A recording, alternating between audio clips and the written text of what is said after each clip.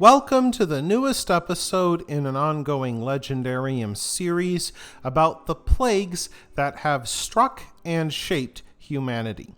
In this installment, the Second Black Death, we will talk about how the Little Ice Age led to the Great Famine and then the Black Death.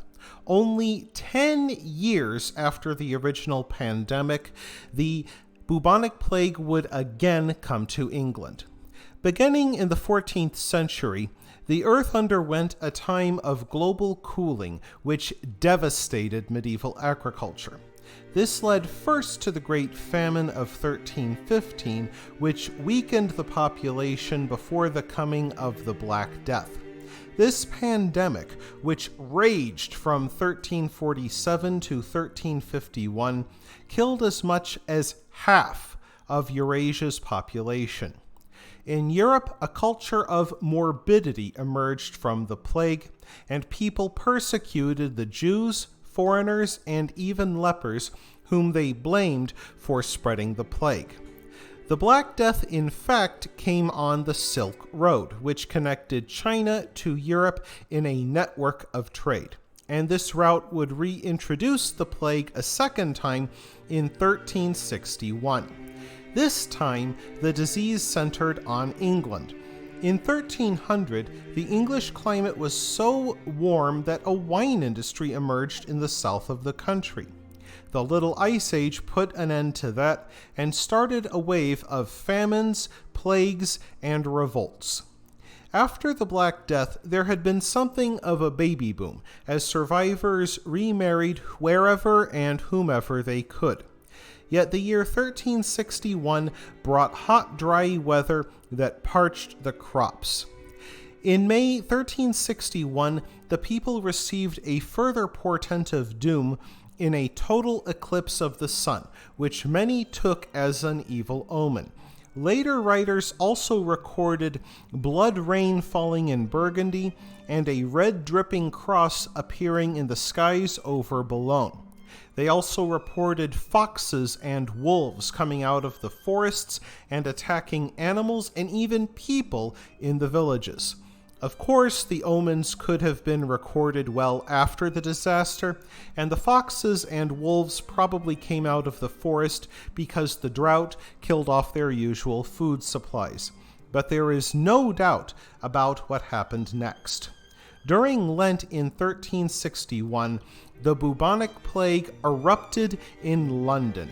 King Edward III dissolved Parliament and banned the slaughter of animals in nearby Smithfield. These measures did not succeed in controlling the spread of the plague. And in a cruel twist, the plague struck the young and the fit. Teenagers, children, and young men all began to perish from the disease. They had the familiar painful swellings erupt on their armpits and groin, and the victims could smell their flesh rotting away as they slowly died. The plague devastated many communities.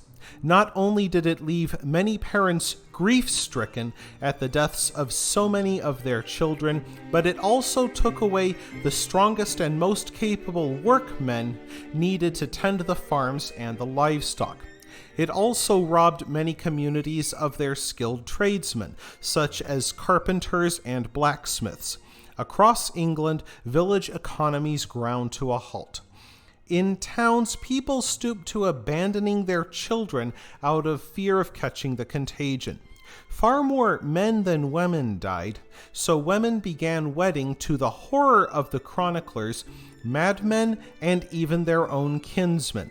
1 in 5 of all English people perished during the plague, and just as they struggled to rebuild their shattered communities, in July of 1362, the St. Maurice Day wind struck the coasts of the British Isles. The hurricane-force winds knocked over cathedral towers and washed away homes, harbors, and hundreds of windmills needed for grinding grain into flour.